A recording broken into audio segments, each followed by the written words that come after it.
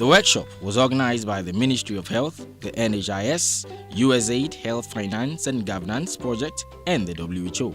The workshop's objectives include deepening knowledge and understanding of practical health financing concepts and promising solutions to common challenges, focus on how to grow and use financial resources to increase financial protection, improve equitable access to priority health services, and achieve financial sustainability in a UHC context. Identify specific actions that countries can take to effectively balance revenue mobilization and expenditure management, drawing on the knowledge of peer relationships built over the course of the workshop. Strengthen partnership between USAID missions, WHO, and partner governments, and amongst other things, government partners on health financing, identifying technical priorities, knowledge gaps, and needs for support and continued learning.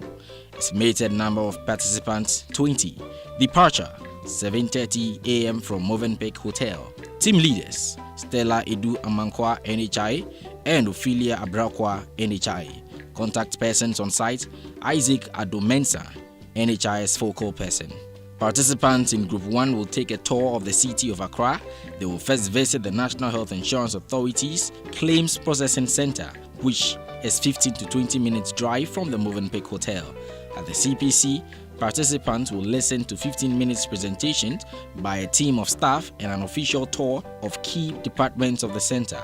Highlights will include claims processing, fulfillment verification vetting, data entry, approval, payment, relationship with providers, and conflict resolution. I'm Simon K. Simmons, the Public Relations Officer of Ayawaso District. In the morning, clients come. We put them at one place and then we do a public education. We talk to them about the policy and we talk to them about the do's and the don'ts of the National Health Insurance, when they are supposed to get their card and when the card expires. After we have finished with the public education, or after we have spoken to them about the policy, we also educate them on lifestyle behaviors.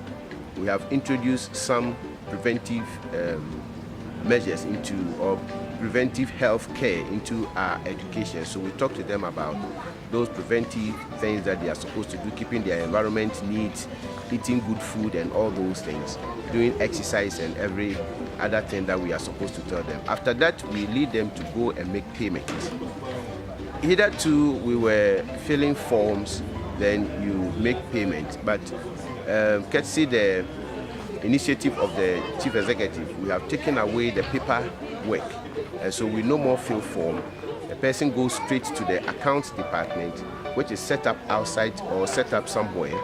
They go to make payment. Then after making payment, the person is led into the data room where the biodata will be captured and all the biometric features like the fingerprint and the photograph will be taken. After everything is taken, then a card will be produced. You'll be given a biometric card.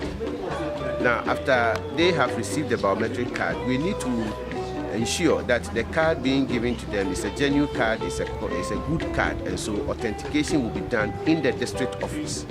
Then the card is given to the person. After the card is given to the person, the data officer will have to educate the person as to when the card begins, the usage begins, and when it ends, or when he's supposed to do the next renewal. During the education, we tell them which facilities they are to attend and what they should expect when they go to the facility. So this is the basic principle, or the basic procedure that one goes through to get a biometric card. They will then visit the Ayawaso District Health Insurance Scheme, a close distance from the CPC in the same vicinity. Here, the district manager and the public relations officer will also take participants through a 15 to 20 minute presentation on the district health insurance scheme, systems for marketing, enrollment, membership, premium collection, population coverage, best practices, innovations, as well as challenges will be covered. Participants will have the opportunity to ask questions around these thematic areas and other areas of interest. Participants will also see live biometric registration of members and national health insurance identification cards. At the 37 Military Hospital, participants will interact with CEO and commander of the hospital. There will be a brief presentation about the hospital and its systems at the boardroom and their relationships with the NHIS. Highlights will include the history of the hospital systems, emergency care coping strategies, as well as the relationship with NHIS and the public. The first military hospital is in South Africa, and I hear they also still hold on to that name. And then the 38 I'm told is in Sierra Leone. And then over the years, we are only taking care of military personnel.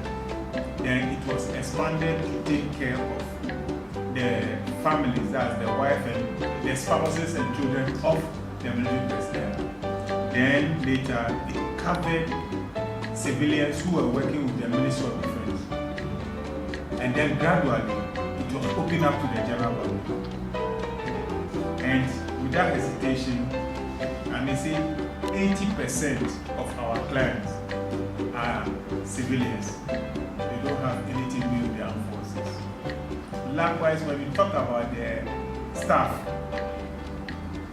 every 5 staff you take, 4 will be civilians and then 1 will be a uniform.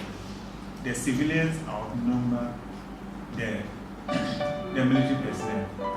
But because we are robust, we have incorporated in there the military culture, so we behave like that. So you see the difference. So that's by way of the introduction of the National Health Insurance Scheme and their relationships with health care providers who provide services to the health insurance members.